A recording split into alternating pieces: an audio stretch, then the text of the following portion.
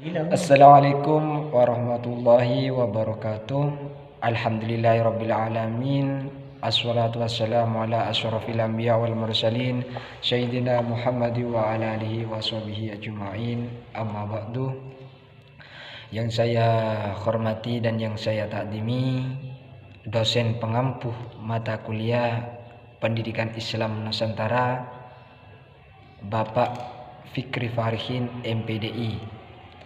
Dan tak lupa pula teman-teman PAIC yang saya cintai dan yang saya banggakan. Saya di sini akan mempresentasikan resume kami yang mana judulnya adalah Islamisasi Nusantara dan Sejarah Sosial Pendidikan Islam. Untuk menghemat waktu, saya akan langsung mempresentasikan resume kami.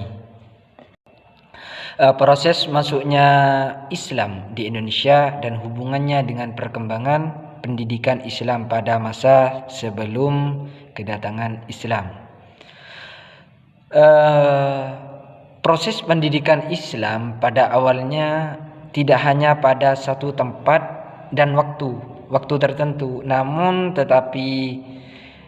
tetapi dimanapun dan kapanpun bertemunya antara muballigh, pedagang, dan penduduk pribumi, maka saat itulah pendidikan Islam berlangsung.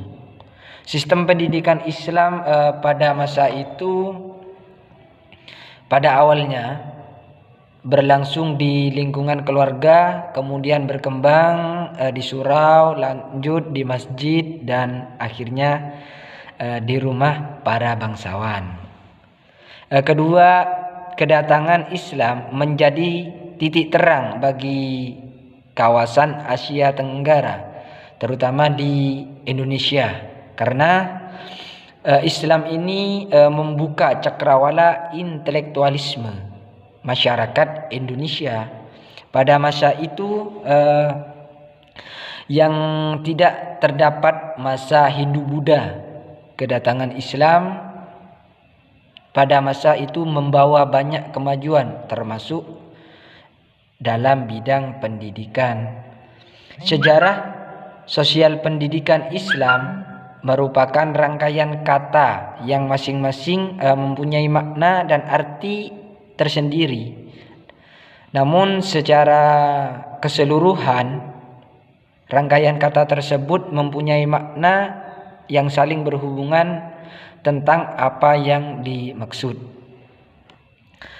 Islam masuk ke Indonesia tidak dilakukan dengan cara peperangan maupun penjajahan, namun sebaliknya, penyebaran Islam di Indonesia ini dengan cara yang damai. Berbagai cara perkembangan Islam di Indonesia antaranya melalui jalur perdagangan, perkawinan, politik, kesenian, tasawuf, yang kesemuanya cara-cara tersebut membantu dan mendukung meluasnya ajaran-ajaran agama Islam. Proses penyebaran Islam di Indonesia salah satunya melalui pendidikan seperti pendidikan di pondok pesantren, yang mana pembelajaran di pondok pesantren tempat pembelajaran agama bagi para santri yang dilaksanakan atau dipimpin langsung oleh para guru agama, para kiai, dan juga para ulama. Di dalam pesantren, para santri mendapat pendidikan agama yang cukup mendalam.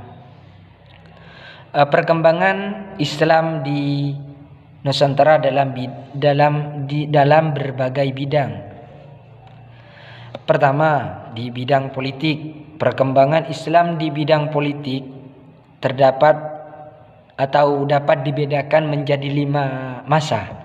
Yang pertama, masa penjajahan, yang kedua masa kemerdekaan, dan yang ketiga masa pemerintahan Orde Baru, Orde Lama, dan masa reformasi. Yang kedua, di bidang seni dan budaya. Pendidikan pada masa kerajaan Islam di Nusantara. Pada masa kerajaan Islam pertama di Nusantara, yaitu di Perlak pada tahun 840 sampai dengan 1292 Masehi, dan kerajaan Samudra Pasai yaitu pada tahun 1267 sampai dengan 1521 Masehi. Proses pendidikan pada masa kerajaan Islam di Nusantara selain dilaksanakan di Pulau Sumatera, yaitu juga diselenggarakan di Pulau Jawa. Pendidikan Islam Indonesia pada masa penjajahan Belanda, di mana pendidikan Indonesia pada masa penjajahan Belanda itu mengalami kemunduran karena disebabkan ketakutan bangsa Belanda terhadap Islam dan semboyan penjajahan Belanda. Adapun kebijakan-kebijakan yang dibuat oleh bangsa Belanda, yang pertama yaitu membatasi para ulama dengan harus memiliki izin dari pemerintah Belanda. Yang kedua, menutup sekolah-sekolah ataupun madrasah-madrasah yang masih belum memiliki izin dari pemerintahan Belanda. Dan yang ketiga yaitu mengeluarkan peraturan-peraturan dengan nama netra agama, yaitu isinya bahwasanya bangsa Belanda itu tidak memilah ataupun memilih terhadap agama manapun, dengan cara melarang adanya pendidikan di agama atau di lembaga pendidikan ataupun sekolah. Dan pendidikan Islam pada masa penjajahan Jepang itu yaitu mempunyai kebijakan untuk menarik simpati bangsa Indonesia. Adapun kebijakan-kebijakan yang pertama yaitu membuka kembali apa yang sudah ditutup oleh pemerintah Belanda, dan yang kedua proses pengajaran menggunakan bahasa Indonesia, dan yang ketiga sistem pendidikan yaitu 6 tahun untuk kalangan atau jenjang sekolah dasar, dan yang 3 tahun untuk sekolah menengah dan SMA dan juga perguruan tinggi. Dan yang keempat, memberikan pemuda untuk latihan dasar kemiliteran. Dan yang kelima, memberikan bantuan pada pondok pesantren, dan yang keenam, memberikan izin mendirikan sekolah tinggi agama Islam. Pendidikan Islam di zaman klasik.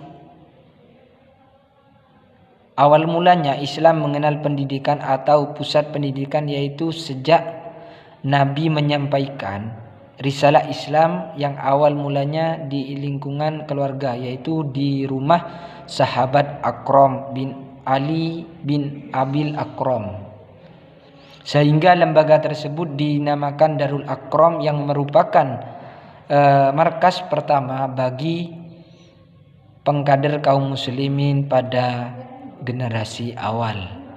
Kiranya ini yang dapat saya sampaikan, kurang lebihnya mohon maaf. Wabillahi taufik wal hidayah.